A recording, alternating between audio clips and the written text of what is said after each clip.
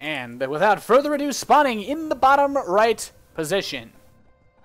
He's got style, he's got grace, but does he have what it takes to stomp in this other nerd's face? It is MVP's Swagger. And spawning in the top left position as the yellow Zerg. You know, they were down 2-4 before this kid came in and brought things back to this ace match. Give it up for Karont3 Esports Club's Vortix. Such a sick build. You know, Vortix has kind of been the specialist, I would say. You know, you have your ragtag team. You got the guy that does all the heavy lifting, right? You pay the Lucifron, but when Lucifron gets taken out, you got to bring in the specialist. And Vortix has just pulled out two great builds in a row. You know, against Noxio, the +1 roach timing just worked so well against Noxio's greedy, fast lair style. And it was just miraculous just how well he was able to pick him apart. And then in the last game, you know, Finale tried to go for the fastest possible Colossus follow-up to the Stargate. And that's designed to punish a player who goes Hydralisks as a response to Stargate. And, you know, it was almost a reverse metagame. Vortix basically said, I'm going to assume that you're going to go for a fast robo transition. And he scouted the robo, so I'm going to get a hidden fourth base and just go mass Mutalisk and just bowl you over. And he was able to take the next game. So this has been very interesting, and almost as interesting is going to be Swagger's opening. He's going to be opening up with a gateway.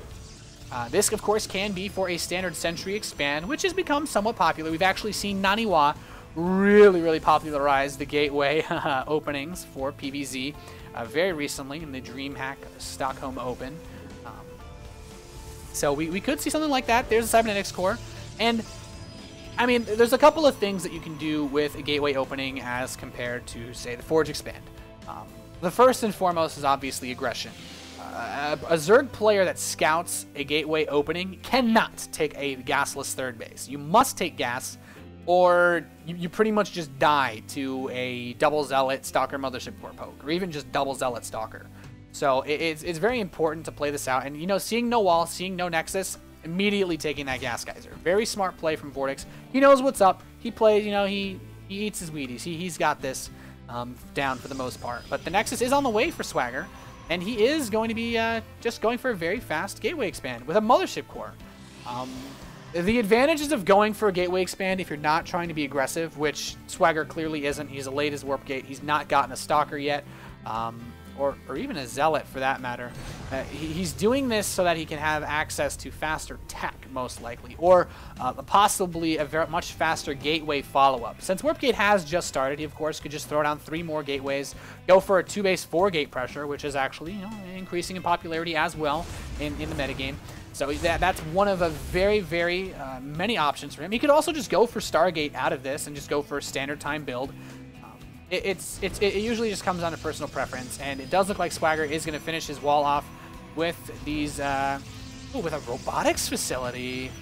Ooh, this is very interesting play here from Swagger. This could be that same style that we've seen. I can't be 100% certain this is the same exact way that Naniwa opened versus Leonok, because he did put the robotics facility in his main base in the DreamHack match. But this could be a huge aggressive opportunity for Swagger. And I will say, though, Vortix does have the Zergling speed coming in. He's continuing to mine gas.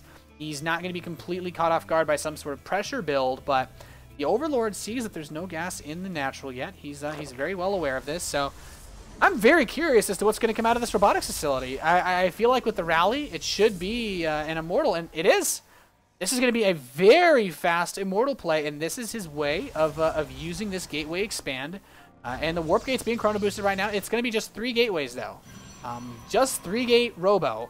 And this is kind of like, you know, your old 3-gate Robo build from the very beginnings of Wings of Liberty that was used a lot in PvT or PvP, but now it's kind of coming to a different type of fruition. I actually think this might be a full wall off as well. It's kind of hard to tell with some of the placement, but that Immortal, yeah, it's stuck outside, so he's going to warp everything out on the outside and just go for a frontal assault. He doesn't have any units to be trapped inside the main, but this could basically be semi all-in aggression then if he's completely walled out.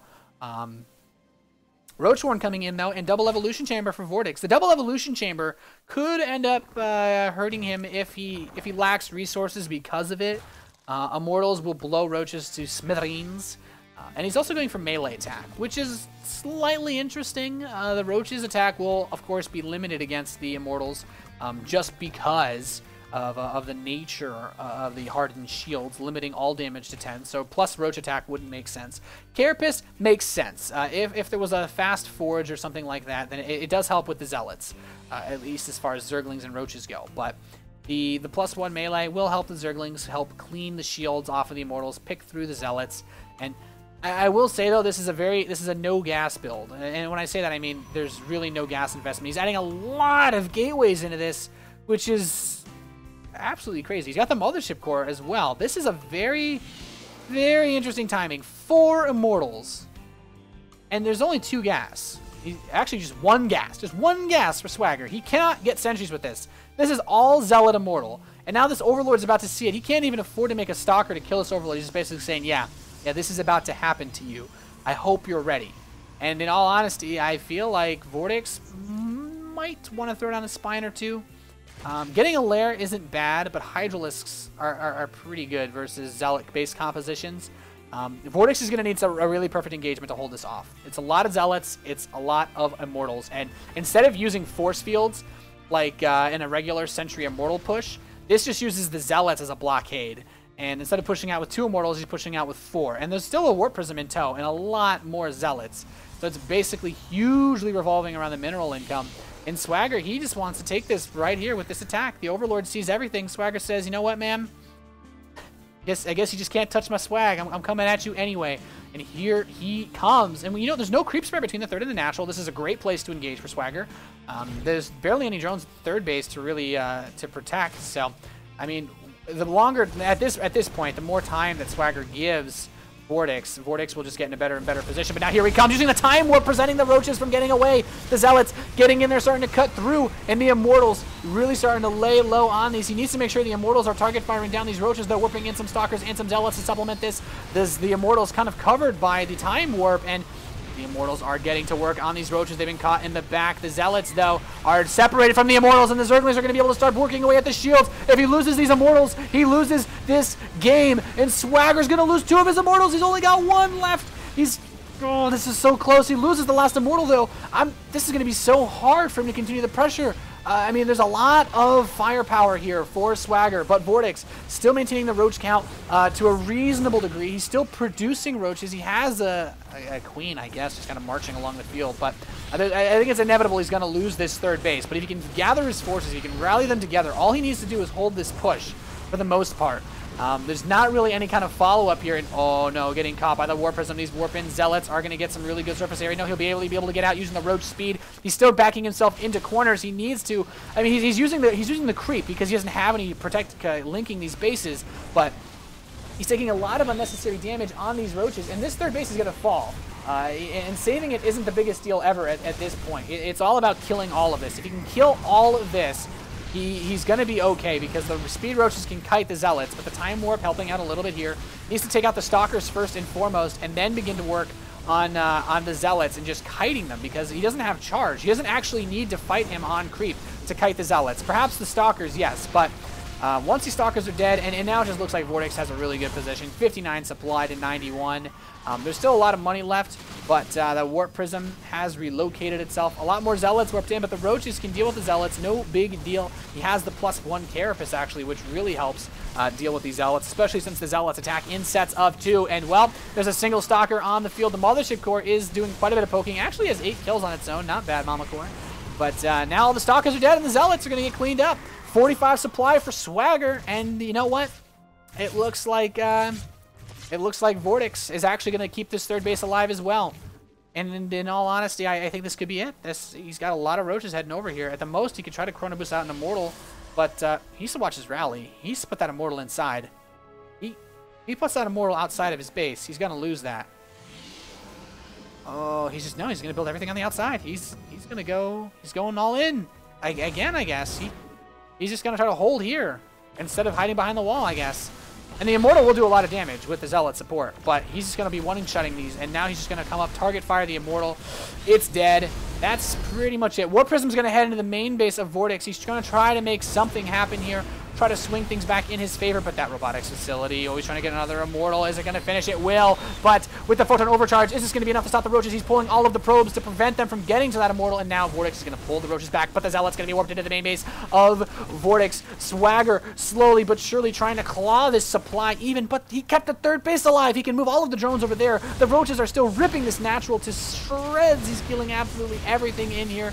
This Nexus is getting some work done, but you know, you can just say screw you and run into the main base. The main hatchery layer is going to fall to these Zealots, but he can continue to produce Roaches, do a little bit of kiting here, and the supply still tells the story. There's just so much more on the field for Vortix. He's going to kill this natural hatchery. The probes trying to fight these +1 armor Roaches, not going to have much luck. He's actually caught in here. It's almost comical to look at this. But the Zealots, I mean, they're chewing away. He might actually kill this Roach Warren. But is this going to be enough to stop all of this? There's already a bunch more Roaches available for Vortix. He's kind of ready for this. The Roaches are now in the main base. And once he kills these Stalkers, that's pretty much going to be it in terms of the defenses that he can set up for himself. And now he's just killing the probes, killing the Zealots.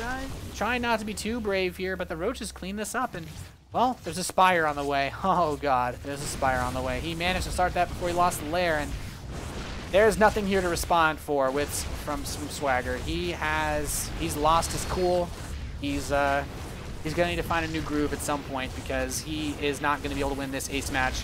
32 supply, 1 base Protoss versus a, well, I guess he's got a third hatchery now. 3-base Vortix, master of ninja bases. And with that Spire about to complete, I mean, he might even just keep his, where are his Roaches? He's just looking around, dancing, trying to make sure there's nothing else hidden up here.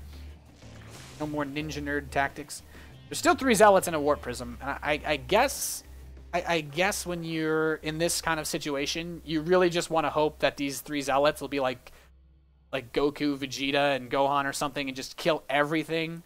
But sadly, this game is going to be shorter than 1 episode for Swagger, so he will not have time to make that a reality. And Vortix now saturating up this right side base is looking very nice, beginning to get the Mutalisk production. Swagger has an observer here. He will be able to see this, and once he sees these Mutas, he had a lot of Zealots, sure, but what is he going to do? He's getting a Stargate. But I don't know if this Stargate's going to be in time to deal with this. He will have access to Photon Overcharge, so he might be able to keep the Mutas away for a tiny bit. He's getting out a Stalker. But look at the units tab. 60 drones to 22 probes. There's a Stalker and 4 Zealots versus 10 Roaches and 9 Mutas. I'm just not sure. Now the Warp Prism's going to head back over, but the Mutas should be able to just kill this. Yeah, and that Warp Prism is as good as dead. Swagger does not want to surrender. He really didn't want to lose this game, but unfortunately, you know, that his timing build wasn't terrible, but he let his Immortals get separated from his Zealots. It cost him too much, and now he has to deal with the consequences of his actions. He went without his diving buddy, and those Immortals, they got caught without their Zealots, and that's what happens. While the ship core gets sniped, the Mutalisks proc that Photon Overcharge. He's just going to try to stop this the Phoenix from coming out. There's the GG from Swagger, and it looks like Vortix taking the triple kill to finish off this match for Karont3 Esports Club. A victory for the Spanish team. So very excellent play, and I have to throw my accolades to Vortix for picking some gnarly builds throughout this match. Really top-notch play, and yeah, that's about it. Kudos to Vortix because Lucifron did his best. He did what he could. Got knocked out. And, you know, Vipro just wasn't able to swing it. Lol vs XD, I mean, and then Vortix just came in and managed to secure that. So really great play. If you guys like the casting, I am Nathanias. You can follow me on Twitter at QuanticNate. I really appreciate all comments, suggestions on how to improve, observing. I haven't slept in about 14 hours, so I'm probably going to go pass out now. But I do want to thank all you guys for tuning in. And, of course, you can catch VODs of this and other matches I've casted at youtube.com/darknathanias. And, yeah, all comments also as well. Always appreciated. And Team Liquid threads as well as Reddit threads. I am trying to do this full-time as a profession. It is Not easy. So your support is how I'm able to do this. And I want to thank you guys